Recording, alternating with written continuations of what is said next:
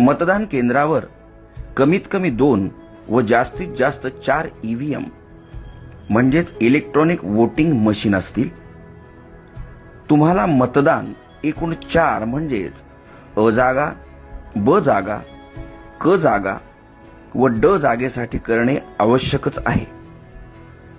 उमेदवारांच्या संख्येनुसार या 4ही जागांची आखणी ईव्हीएम मशीनवर होईल। कदाचित या 4ही जागा 2 ईव्हीएम मशीनवर आखल्या जाऊ शकतात। 4ही जागेसाठी मतपत्रिकांचे रंग वेगवेगळे दिलेले असतील। अ जागेसाठी पांढरा रंग, ब जागेसाठी फिका गुलाबी रंग, क जागेसाठी फिका पिवळा रंग व ड जागेसाठी फिका निळा रंग असेल। प्रत्येक मशीनवर उमेदवाराचे नाव व त्याचे निवडणूक चिन्ह असेल।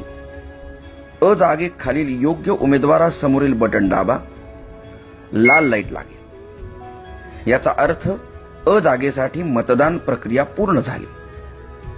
ब जागेसाठी हीच पद्धत वापरा, क जागेसाठी हीच पद्धत वापरा, ड जागेसाठी हीच पद्धत वापरा।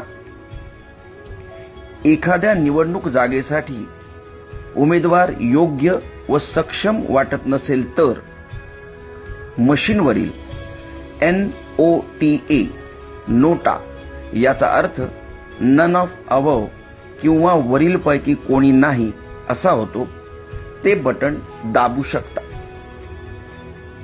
पण जरा विचार करा, कारण तुम्ही भारत देशाचे सक्षम मतदार आहात आणि तुमचं एक मत देशाचं भविष्य बदलू शकतं। तेव्हा योग्य उमेदवार निवडायचा प्रयत्न करा। ड जागेसाठी मतदान केल्यावर बजर वाजेल। याचा अर्थ तुमची 4ही जागांसाठीची मतदान प्रक्रिया पूर्ण झाली। धन्यवाद।